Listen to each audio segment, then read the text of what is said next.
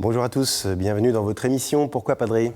Aujourd'hui, ensemble, nous allons essayer de répondre à une question d'Anne qui demande « Doit-on pardonner à quelqu'un qui ne regrette pas sa faute ?» C'est vrai que c'est une question complexe, c'est une question délicate et puis c'est souvent une question un peu douloureuse. On le sait bien, Anne, c'est compliqué de pardonner à quelqu'un qui nous demande déjà pardon et qui le regrette. Alors pardonner à quelqu'un qui ne le regrette même pas, ça paraît insurmontable. Pourtant, la réponse est assez simple, c'est oui. Bien sûr que nous sommes appelés à pardonner. Et ce que nous allons essayer de regarder ensemble, c'est pourquoi. Pourquoi ça va être bon pour nous, pourquoi ça va être bon pour vous, et pourquoi c'est bon pour l'Église entière que nous essayions de pardonner. On va essayer de regarder aussi ce que n'est pas le pardon, parce qu'il ne s'agirait pas de mal comprendre ce que signifie pardonner à quelqu'un qui ne regrette pas sa faute. On pardonne, bien sûr, parce que nous sommes à la suite du Christ et que Jésus a dit et exprimé dans toute sa vie que nous étions invités à pardonner. Pardonner 70 fois 7 fois, pardonner à ceux qui nous ont offensés. Il le dit lui sur la croix, « Père, pardonne-leur, ils ne savent pas ce qu'ils font ». À l'image du Christ, nous devons pardonner. Mais qu'est-ce que ça signifie ? Pardonner, ce n'est pas nier la faute. Pardonner, ce n'est pas non plus oublier. Pardonner, ce n'est pas non plus forcément se réconcilier.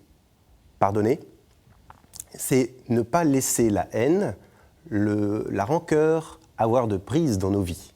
Et c'est là-dessus que je voudrais insister. Parce qu'en fait, si nous faisons un effort, parfois qui nous paraît surhumain pour pardonner, c'est parce que nous voulons que la haine n'habite pas en nous. Nous sommes le temple de l'Esprit Saint.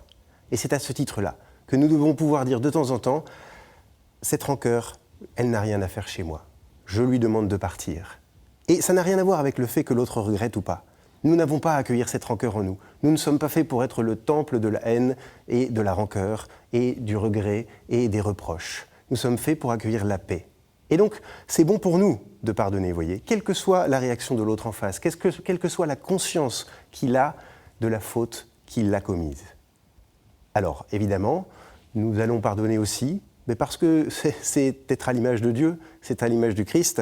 Donc nous pardonnons pour nous-mêmes, mais nous pardonnons aussi parce que nous voulons être à l'image de notre seul modèle. Et qu'en pardonnant, eh bien, nous devenons aussi responsables de l'ensemble de la miséricorde. C'est-à-dire que nous voulons la miséricorde pour nous-mêmes.